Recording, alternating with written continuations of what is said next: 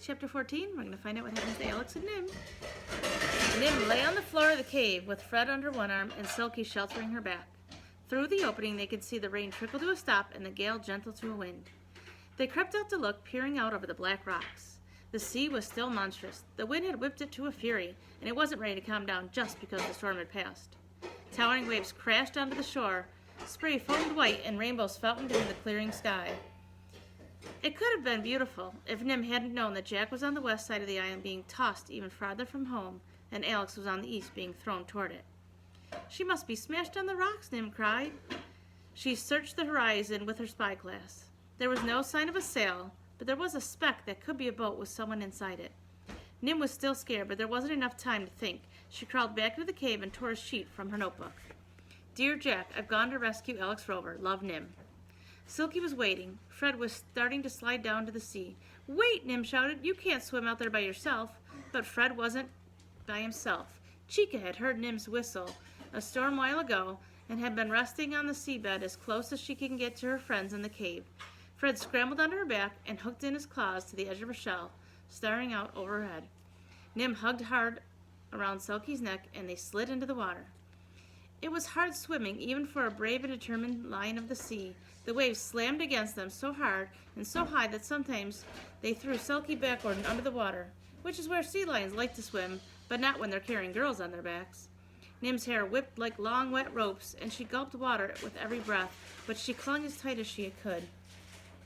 The seventh wave came, swamping, dumping wave water, then Silky, forcing her deep down below the water, stronger than Nim, ripping her arms away from Silky's neck and pushing them deeper still, so that there was nothing but swirling blue, and she didn't know which way was up to the air and which way was down to the bottom. She was whirling, struggling, sinking, but Silky somersaulted backward and pushed up against her through the water. Then the waves weren't quite so wild. They could ride up and down them, going deep under the water. Then there were valleys. They couldn't see anything but blue. But when they were on top, they could look around. They saw Chica and Fred, but never Alex. They went on looking, looking and looking, on and on. Now Silky was too tired to leap across the waves and pretend it was fun. But when Nim tried to be helpful and swim, Silky honked across no, so Nim stayed on. She didn't know if she could have swum in those waves anyway. She started to worry about what was going to be, if she could find Alex. She started to worry about how big the waves were, where Jack was, and how far away they had taken him. She started to worry about Chica and Fred. She started to worry about how she'd know when it was time to turn back. And that was the hardest of all, because it was the only thing that she could think about. She was worrying so hard that she nearly fell off it, and Silky barked again.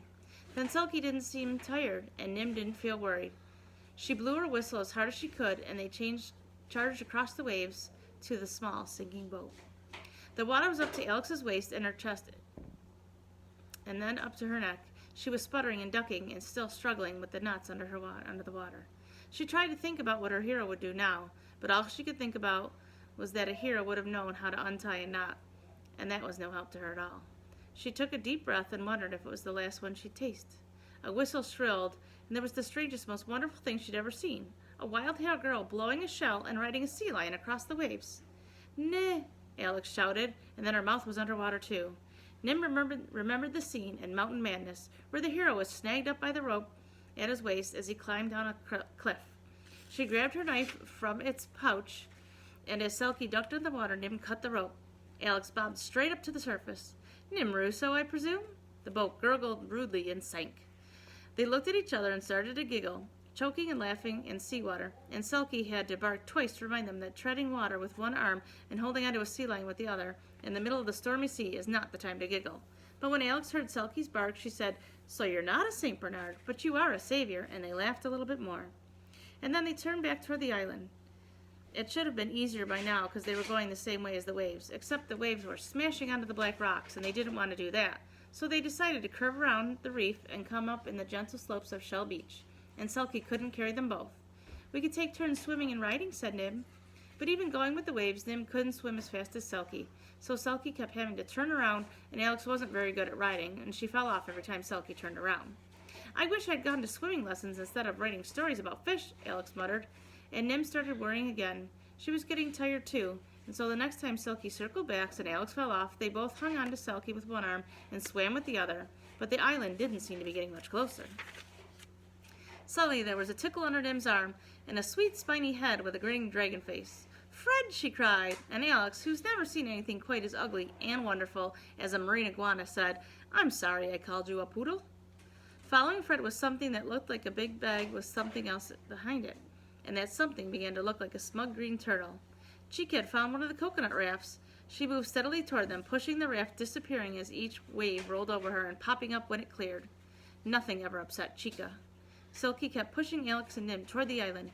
Chica kept coming closer, and finally they met. Alex slid across from Silky and climbed onto the coconut raft. She lay down and kicked her legs, but kicking Chica in the head didn't seem a good way to thank her, so she crouched forward and paddled with her hands. It didn't make the raft go much faster, but Alex felt better doing something. Nim got back onto Silky, and Fred climbed onto her shoulders. A few minutes later, they tumbled onto Shell Beach, below where the hut used to be. Uh-oh. So it sounds like they made it safe back to the island, but something happened to the hut, and we still don't know how Jack's doing. So tune into Chapter 15 next to find out how they're doing.